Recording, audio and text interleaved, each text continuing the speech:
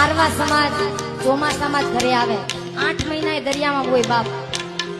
લગ્ન થાય ને ચોમાસામાં જ એના લગ્ન હોય. મને જ્યાં સુધી ખ્યાલ છે, કારણ કે મારું પરગણું કોડીનાર અને એ આખો પંથક લગભગ ખારવા સમાજના જાજુ છે, એટલે મને ખ્યાલ છે ત્યાં સુધી ચોમાસામાં એના લગ્ન હોય, લગ્ન થયા હોય એના બીજે ત્રીજે દિવસે ખારવા સમાજનો ભાઈ દીકરો એ બોટમાં વહી જતો હોય, પણ એની ઘરવાળી છે એના આંખમાં આહુડું ના આવતું હોય, કારણ કે એનો ભરોસો વહાણવટીમાં ઉપર હોય.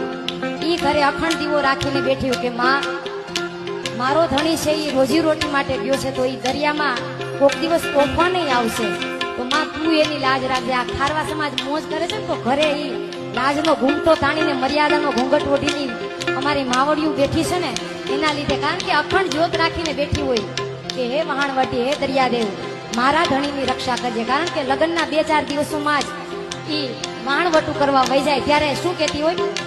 આજે પરણીએ